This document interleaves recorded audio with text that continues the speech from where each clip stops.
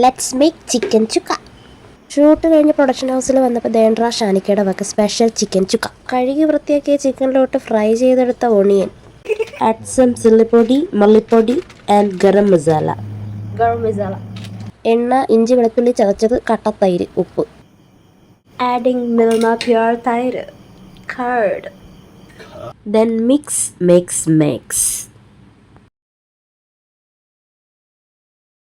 One hour resting peace. Chicken chukka. 1 മണിക്കൂർ ശേഷം ഉള്ളി വഴറ്റിയ എണ്ണ ചൂടാക്കാൻ വെക്കണം. അതിലോട്ട് മാഗ്നേറ്റ് ചെയ്യാൻ വെച്ച സാധനങ്ങളെല്ലാം കൂടി എടുത്ത് തട്ടണം. Bachelors chicken chukka. ഇത് ബാച്ചിലേഴ്സ് നല്ലത് വീട്ടിൽ ഉണ്ടാക്കുന്നതാണ്.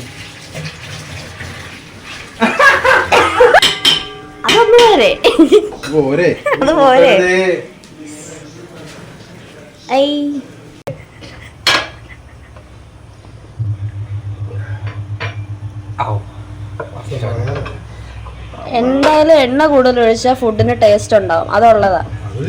പക്ഷെ ഇത് ഇത്ര എണ്ണ വാരി ഒഴിച്ചു കഴിഞ്ഞാൽ കൊളസ്ട്രോൾ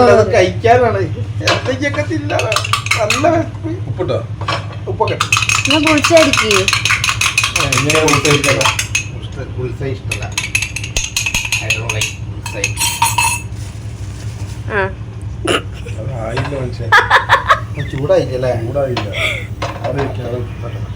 പകർത്തിയോ?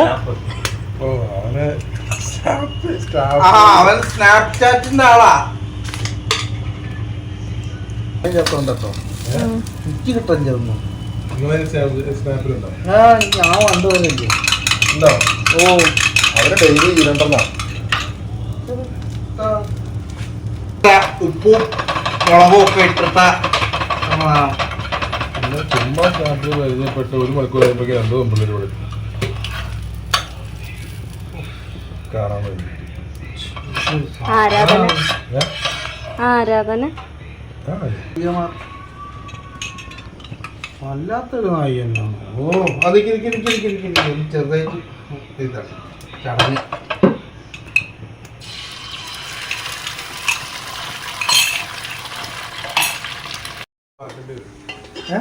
അത് മാറ്റേണ്ടി വരും. ആ മാറ്റം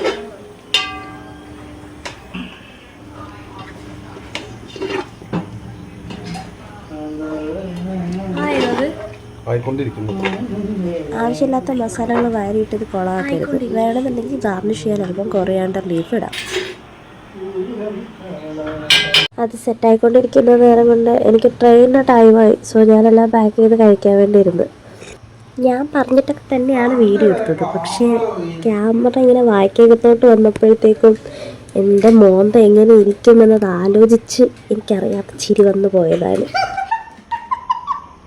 എനിക്ക് എത്രമാത്രം പ്രൈവസിക്ക് ഞാൻ വില കൊടുക്കുന്നു അത്രത്തോളം തന്നെ മറ്റുള്ളവരുടെ പ്രൈവസിക്ക് ഞാൻ വില കൊടുക്കുന്ന ആളാണ്.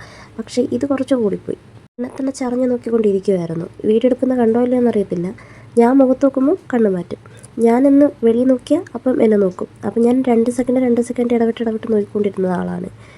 ഇത് ട്രെയിന് കോട്ടയം തൊട്ട് തിരുവനന്തപുരം വരെ ഞാൻ നേരിട്ടൊരു സംഭവം. തിരുവനന്തപുരമല്ല, വർക്കല വരെ നേരിട്ടൊരു സംഭവമാണ് ഈ നിൽക്കുന്ന ആൾ.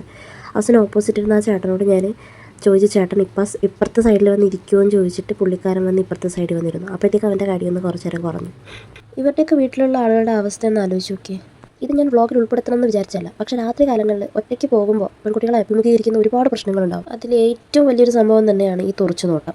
ഇപ്പോഴാണ് ശരിക്കും ഒരിടയ്ക്ക് 13 സെക്കൻഡ് കൂടുതൽ ഒരു പെൺകുട്ടിയെ തുറച്ചു നോക്കിക്കൊണ്ട് നിന്നാൽ കേസെടുക്കും എന്നുള്ള ഒരു സംഭവം ഉണ്ടായില്ലേ, അതിൻ്റെ വില ശരിക്കും മനസ്സിലായത്. പിന്നെ ഇങ്ങനെയുള്ളവരെയൊക്കെ മാത്രം നോക്കിക്കൊണ്ടിരുന്ന് കഴിഞ്ഞാൽ നമ്മുടെ കാര്യം നടക്കില്ലല്ലോ. നമുക്ക് പറ്റുന്ന അത്ര എൻജോയ് ചെയ്യുക, ആസ്വദിക്കുക. പിന്നെ ഇതൊക്കെ ഒരു താൽക്കാലികം. അപ്പോൾ നെക്സ്റ്റ് വീഡിയോ കാണുന്നവരെ ബൈ.